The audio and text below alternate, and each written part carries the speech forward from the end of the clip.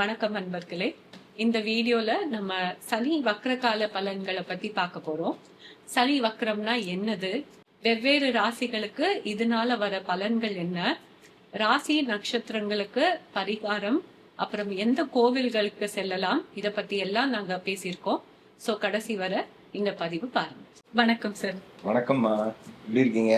நல்லா இருக்கேன் சார். சொல்லுங்க சார். இப்போ இந்த மாசம் 26ல இருந்து சனீஸ்வரர் ஏதோ வக்ரம் ஆறாரு, டிசம்பர் 11 வரைக்கும் அப்படின்னு சொல்றாங்க. வக்ரம் ஆறுதுன்னா என்ன, அதனால மற்ற ராசிகளுக்கெல்லாம் என்ன தாக்கம் ஆகும் அப்படிங்கறத நீங்க சொல்லணும். ஜோசியம் படிக்க ஆரம்பிச்சிட்டியாமா? கொஞ்சம் கொஞ்சம் அங்கங்க கேக்குறதுலாம் அப்படியே.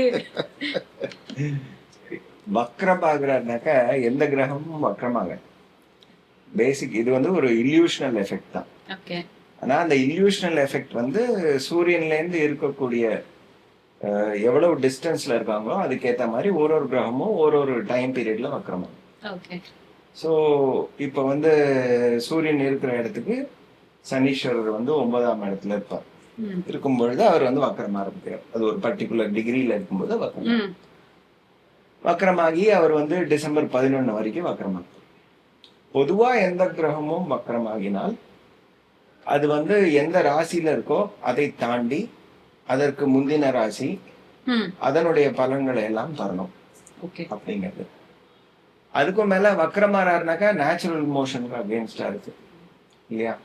ஸோ பலன் வழியா பார்க்கும் பொழுது நமக்கு வந்து எப்படி இருக்கும்னாக்கா செய்த வேலையை திரும்பி செய்ய வேணும், இல்ல அந்த விஷயத்துல ஒரு தடை வருவது, அதை வந்து திரும்பி பார்க்க வேண்டிய ஒரு சூழல் வருவது, இந்த மாதிரியான விஷயங்கள். அதுக்கும் மேல ஒரு வக்ரமான கிரகம் அப்படின்னு சொன்னாக்கா அவங்களுடைய பலன்கள் வந்து எக்ஸாக்டா ராகு கேதுக்கள் இருக்கக்கூடிய இதோட இணைஞ்சிடும். சோ ராகு கேதுக்கள் கூட இணையும் பொழுது நமக்கு வந்து அதனுடைய தாக்கம் பாசிட்டிவா நெகட்டிவா தெரியாது. அது அதிருஷ்யமாவும் இருக்கலாம், அதிர்ஷ்டமாகவும் இருக்கலாம்.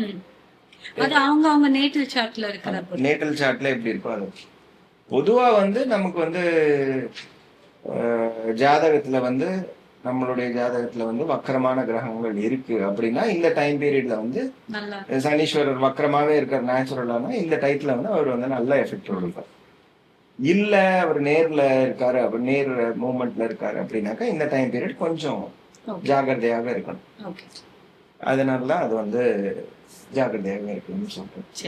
சார், விருச்சிக ராசி அன்பர்களுக்கு இந்த காலம் எப்படி இருக்கும்? அவங்களுக்கு என்ன மாதிரியான தாக்கங்கள் ஏற்படும்? விருச்சிக ராசி அன்பர்களுக்கு வந்து குருவனுடைய பார்வை இருக்கு, அது ஒரு பெரிய ப்ரொடெக்ஷன் அவங்களுக்கு. ஆனா இப்போ 5ஆம் இடத்துல வந்து சனீஸ்வரர் வக்கரமாகிறார். ஸோ பேசிக்கா சனீஸ்வரர் வக்கரமா இருக்காங்க அவங்க ஜாதகத்துலனாக்க இந்த டைம் பீரியட் நமக்கு 26 ஜூலைல இருந்து ஆரம்பிச்சு டிசம்பர் 11 வரைக்கும் இவங்களுக்கு லாட்ரி. மீதி பேர் தான் கொஞ்சம் ஜாகிரதையாவே இருக்கும். சோ இதுல வந்து 5ஆம் இடத்துல வக்கரமாக இருக்காரு அப்படின்னா ஸ்பெகுலேஷன் பண்ணக்கூடாது. அதே மாதிரி ஆன்செஸ்ட்ரல் ப்ராப்பர்ட்டி ரிலேட்டடான விஷயங்கள் எல்லாம் கொஞ்சம் கவனிச்சு பார்த்துக்கணும். வீட்டுல தாத்தா பாட்டி எல்லாம் இருப்பாங்கன்னா அவங்க ஆரோக்கியத்தை கவனிச்சு பார்த்துக்கணும். பிரெக்னன்ட் லேடிஸ் அப்படின்னாக்கா ரெகுலர் செக்அப்லாம் போயிட்டு வரணும், மிஸ் பண்ணாம போகணும். குழந்தைகள் ஆரோக்கியம் அதை பத்தி ஒரு கவலையாவது இவங்களுக்கு வந்து ஒரு நெருடல் மைண்ட்ல இருந்துகிட்டே இருக்கக்கூடிய ஒரு சூழல். புத்தி ஸ்தானத்துல வந்து சனீஸ்வரர் வர்த்தமா. ஸோ டெசிஷன் மேக்கிங்க்கு யாராவது ஒருத்தர் அசிஸ்டன்ட் இருந்தா எங்களுக்கு நல்லது. ஏன்னா கொஞ்ச நாள்ல வந்து அக்டோபர் மாசத்துல குருவும் விலகிடுவார், செவ்வாய் நீச்சமாக இருப்பார் கடகத்துல. ஸோ அப்போ எடுக்கக்கூடிய டெசிஷன்னா மேஜர் டெசிஷன்ஸா இருந்ததுன்னா பிரச்சனையாக இருக்கும். அதனால அதை வக்கரமாகிறாருன்னா 4ஆம் இடத்து ரிசல்ட், அதே மாதிரி பாதச்சாரம் பிரகாரம் இவங்களுக்கு 3ஆம் இடத்து ரிசல்ட் எல்லாத்தையும் தருவார். 4ஆம் இடத்து ரிசல்ட் சொல்லும் போது படிப்பு ஆரம்பித்தவர்கள் அங்க ராகுவே இருக்கு, நிறைய சான்ஸ் இருக்கு கோர்ஸ் நான் இனி டிஸ்கண்டினியூ பண்றேன் அப்படின்னு சொல்லிட்டு அது டிசப்பாயிண்ட் ஆகக்கூடாது. ஏதோ ஒரு நல்ல விஷயத்துக்கு நடக்குதுன்னு நினைச்சுக்கணும். அதே மாதிரி தாயாரினுடைய ஆரோக்கியத்தை கவனிச்சு பார்த்துக்கணும். ப்ராப்பர்ட்டி ரிலேட்டடான விஷயங்கள் கவனிச்சு பார்க்கணும். வாகனங்கள் ஓட்டுறதுல ரொம்ப ஜாக்கிரதையாக இருக்கும். வாகனத்தை ரிப்பேர் நாளைக்கு பார்த்துக்கலான்னு தயவு செஞ்சு தள்ளி போடாதீங்க, உடனே பார்த்துருங்க. ராத்திரியில டிராவல் பண்றதை அவாய்ட் பண்றது நல்லது. சுகக்கேடு எப்படி தனுசுக்கு சொன்னோமோ அதே மாதிரி உங்களுக்கு சுகக்கேடு அப்படிங்கிறது இந்த டைம் பீரியட்ல இருக்கும். தூக்கமின்மை, சாப்பாடு கிடைக்காது டயத்துக்கு, எது இவங்களுக்கு சுகம் வேணும்னு நினைக்கிறாங்களோ அதுதான் கரெக்டா இல்ல சார் இன்னைக்கு இல்ல சார் அது இல்ல சார் இந்த மாதிரி பிரச்சனைகள் வரும். ரேவதி 2ல வக்ரமாக இருக்கக்கூடிய காலம் நமக்கு அக்டோபர் 20 வரைக்கும். அப்போ சகோதர சகோதரிகளுடைய ஆரோக்கியம், இவங்களுக்கு கிடைக்கிற அசிஸ்டன்ஸ், அவங்க நல்லவங்களா இருப்பாங்க அப்படின்ட்டு நம்ப கூடாது, ஜாகிரதையா பாத்துக்கணும். ப்ராப்பர்ட்டி சேல் ரிலேட்டடான விஷயங்கள்ல பிரச்சனைகள். அதே மாதிரி வீட்டுல இருக்கிற பொருட்கள், எஸ்பெஷலி எலக்ட்ரானிக் குட்ஸ் எல்லாம் சின்ன சின்ன ரிப்பேர் போயிட்டு இருக்கிறது நடக்கும். மனசு பயங்கரமா குழப்பத்துல இருக்கும். இதுதான் ரொம்ப ஜாகிரதையா இருக்கு. அத செவ்வாய் அந்த ஸ்தானத்தை பாக்குறதுனால ஓரளவுக்கு ரிலீஃப். ஆனா மனோ குழப்பங்கள் நிறைய இருக்கு. இப்போ அவர் 1ஆம் பாதத்தில் வக்கரமாக இருக்கக்கூடிய காலம் அக்டோபர் 9 வரைக்கும் 10 வச்சுக்கோங்க.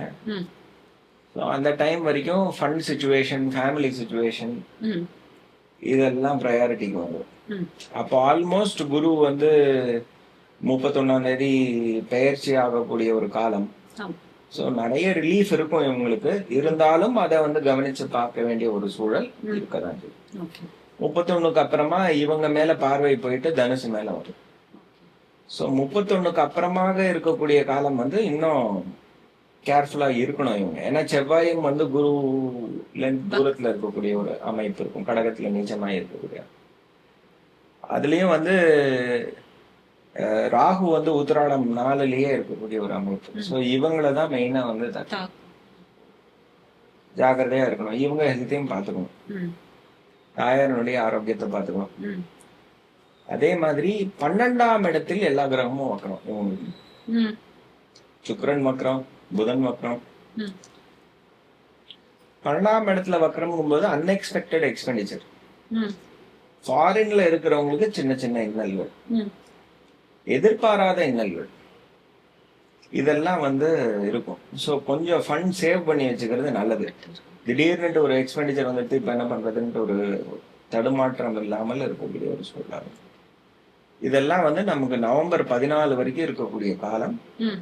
சுக்கிரன் புதன் 2ம் வக்கரமாக இருக்கக்கூடிய ஒரு காலம் வரைக்கும் இருக்கக்கூடிய ஒரு அமைப்பு. அதுக்கப்புறமா செட் ஆயிடும்.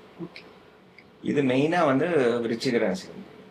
ஆனா டெம்பரவரியா அவர் 10ஆம் இடத்துல இருக்கக்கூடிய குரு ஒரு தொழில் முன்னேற்றம், தொழிலுக்கான ஒரு மாற்றங்கள் எல்லாத்தையும் கொடுக்கக்கூடிய ஒரு அமைப்பையும் கொடுப்பார். அவரும் வக்கரமாய் திரும்பி மேல போகக்கூடிய ஒரு காலத்துல அது எப்படி இருக்குன்னு அப்புறம். சார், இப்ப விசாகா நட்சத்திரத்துல உள்ளவங்க என்ன மாதிரியான நிவர்த்திகள் பண்ணலாம்? நிவர்த்தி அப்படின்னு சொன்னாங்க அவங்களோட கோயிலுக்கு போயிட வேண்டியதான். முத்துக்குமார சுவாமி கோவில், திருநெல்வேலி, ரொம்ப விசேஷமான க்ஷேத்திரம். விசாக நட்சத்திரக்காரங்க அங்க போயிட்டு வர்றது. விசாகம்னாலே விசாகத்துக்கு ஒரு அவங்கள என்னன்னு சொல்றதுன்னா இந்திராக்னி அவங்களோட அதிதேவதை. இந்திரன் கிடையாது, இந்திராக்னி. சோ அந்த க்ஷேத்திரத்துக்கு போயிட்டு வந்தாங்கன்னாக்க இவங்களுக்கு நல்ல நிவர்த்தி. அது அந்த அக்னி தத்துவத்தை குறிக்கக்கூடிய ஒரு இடமும் கூட. முத்துக்குமார சுவாமி எவ்வளவு அழகான ஒரு. போய் அந்த முருகனை தரிசனம் பண்ணிட்டு வந்தாலே இவங்களுக்கு நல்ல நிவர்த்தி இவங்களுக்கு கிடைக்கும். விசாக நட்சத்திரத்தன்னைக்கு போயிட்டு வந்தாலே போதும். போனாங்கனாக்கா அங்க போயிட்டு ஒரு 40 நிமிஷம் இருந்துட்டு தரிசனம் பண்ணிட்டு வேணுங்கிற விஷயங்கள் எல்லாம் வாங்கிட்டு மாலையாவது வாங்கிட்டு தரிசனம் பண்றாங்க, நல்லது. சார், அனுஷ நட்சத்திரத்துக்கு எங்க போகலாம்? அனுஷ நட்சத்திரம் மித்திரன், சூரியனுடைய பெயர். சூரியன் தான். சூரியன் அந்த 12 ஆதித்யர்கள் ஒருத்தர் மித்திரன். இவங்களுக்கு ஸ்ரீ மகாலட்சுமீஸ்வரர் ம். கோயிலுக்கு போயிட்டு வருவது. அதாவது இது வந்து எங்க இருக்குன்னா நாகப்பட்டினத்துல போயிட்டு வர்றது உங்களுக்கு நல்ல நிவர்த்தியை தரும். ஓகே. அனுஷ நட்சத்திரத்தன்னைக்கே போயிட்டு வர்றது ம். காலையில 6லேருந்து 7க்குள்ள தரிசனம் பண்ணிட்டு அங்க இருந்துட்டு ஒரு 40 நிமிஷமாவது உட்காந்து தியானம் பண்ணிட்டு ம். இல்ல அமைதியாக இருந்துட்டு வர்றது இவங்களுக்கு வந்து நல்லது. கடன் தீர்க்கும் விநாயகர். ம். அந்த விநாயகர் சந்நிதி அவர்கிட்ட வந்து கோரிக்கை வச்சுட்டீங்கன்னா இருக்கிற கடன் வந்து நமக்கு வந்து கிடுகிடுன்னு தீரக்கூடிய ஒரு அமைப்பும் இந்த கோயில். ஓகே. ஸோ கடன் தொல்லைகள்ல இருக்கிறவங்களுக்கு இந்த ஒரு க்ஷேத்திரம் வந்து ரொம்ப விசேஷமான இடம். ஓகே. சார் கேட்டை நட்சத்திரம்க்கு எங்க? இது வந்து யாரும் மறக்க மாட்டாங்க இந்த கோயில. ஸ்ரீ வரதராஜ பெருமாள் கோயில். ஓகே. எந்த ஊர் சொல்லுங்க? தஞ்சாவூர் எங்கேயான இருக்கும்? ஐயம்பேட்டை. அறிவுடைநெல்லி. ஓ நிஜமாவே ஐயம்பேட்டை ஒரு ஊரா? ஐயம்பேட்டை. ஓகே. ஐயம்பேட்டை இருக்கு. அங்க போயிட்டு வர்றது எங்களுக்கு வந்து நல்ல ஒரு நிகழ்ச்சி. ஓகே. ஓகே. Thank you sir.